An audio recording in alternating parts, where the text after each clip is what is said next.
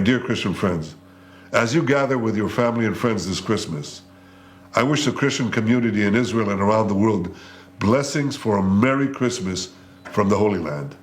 At a time when Israel is fighting on 7 fronts, we deeply appreciate the steadfast support of our Christian friends around the world. Let us dive into the divine vision, filled with unwavering devotion, that could change everything for Jerusalem and the world. Something extraordinary happened in Jerusalem that would change everything. Late one night, Prime Minister Benjamin Netanyahu was working in his office when God gave him an amazing vision. This wasn't just a normal night of work. It was the beginning of something much bigger than anyone could imagine. What happened next was beyond anything Netanyahu had experienced before. While sitting at his desk, he was suddenly transported in spirit to a vast valley. There, a divine presence appeared to him, not just a bright light, but a powerful force that brought him to his knees. The divine voice spoke clearly, telling him something unexpected. "You are more than just Israel's political leader. I have chosen you to be a witness to the signs of the times and a herald for my people."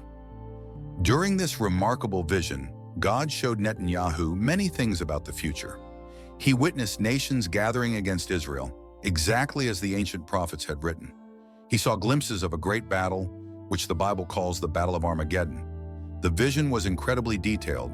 Netanyahu could see specific locations where these events would unfold, particularly around the Mount of Olives where the Messiah is promised to return.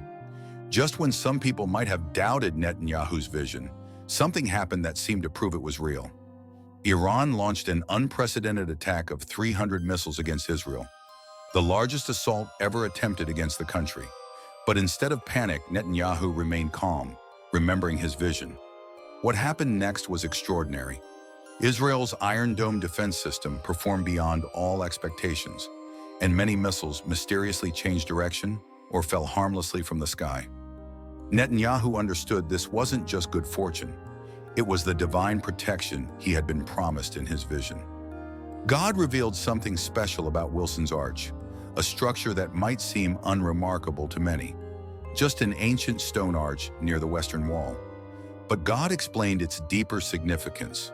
Just as this arch has supported part of the Temple Mount for thousands of years, God promised to uphold and protect Israel through the challenging times ahead. The arch became a powerful symbol of God's faithfulness, connecting Israel's ancient past to its prophetic future and linking earth to heaven. These experiences profoundly changed Netanyahu as a leader. While he continued managing government affairs, his leadership took on new dimensions. He began calling together religious leaders and spiritual advisors for special meetings. His speeches now included messages about God's protection. He encouraged more prayer among the people and helped them understand how current events align with biblical prophecies. He emphasized that Israel needed both physical and spiritual protection to face what was coming. Netanyahu found particular strength in several Bible verses that perfectly matched his vision. Words like "fear not, for I am with you," from Isaiah 41:10, took on new meaning. "For I know the plans I have for you," from Jeremiah 29:11, became more than just an ancient promise. When he read, "When you pass through the waters, I will be with you," from Isaiah 43:2, he understood these weren't just historical words. They were living promises for Israel today. The divine message Netanyahu received was multi-layered and profound. It showed that God's protection of Israel continues today, just as in biblical times. He understood that ancient prophecies were unfolding in current events. The challenges Israel faces aren't merely political conflicts, but spiritual battles. He saw clearly that Israel holds a unique place in God's plans, and that prayer carries more power than any weapon in their arsenal. Netanyahu realized God was warning him to prepare. He recognized 3 distinct periods: the time of the initial vision and warning, a period for spiritual preparation and strengthening Israel, and a time when major events would unfold, like the Iranian missile attack. When those 300 missiles came, people witnessed God's protection firsthand. Missiles that should have found their targets didn't.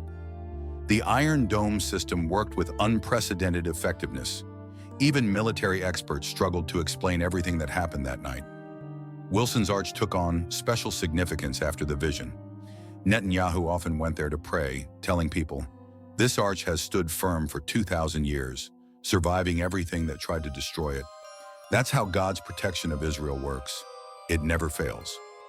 The arch became a gathering place for prayer and a symbol of God's enduring protection over Israel. Learning to balance his roles as both political and spiritual leader wasn't easy for Netanyahu. Some people struggled to understand when he spoke about his vision, but he persistently reminded people to watch for signs of prophecies being fulfilled, to pray for Israel's protection, to remember God's control over events, to prepare for major changes coming to Jerusalem, and to trust in divine protection. Netanyahu helped people understand how current events lined up with biblical prophecies. When unlikely alliances formed against Israel, he pointed out how these matched prophetic predictions. As military technology advanced, he showed how these developments aligned with ancient prophecies. Even changes in weather patterns and natural phenomena seemed to fulfill biblical predictions. The massive Iranian missile attack taught several vital lessons that Netanyahu shared with the world. It demonstrated that God's protection isn't just a spiritual concept, but a visible reality. It proved the power of prayer, as many had been praying for Israel's safety before the attack. It showed that modern weapons, no matter how advanced, can't overcome divine protection. Most importantly, it validated Netanyahu's vision. God had indeed warned him of what was coming. His vision carried messages not just for Israel, but for people everywhere. It showed that God remains active in today's world, that ancient prophecies are currently unfolding, that prayer has real power, that everyone needs to prepare for significant changes, and that God faithfully keeps his promises even in modern times. People often ask Netanyahu what they should do about his vision. His guidance was clear. Pray for Israel and Jerusalem. Pay attention to news events and compare them with biblical prophecies. Share the message of what God is doing, prepare spiritually for major events, and maintain trust in God's control over the situation.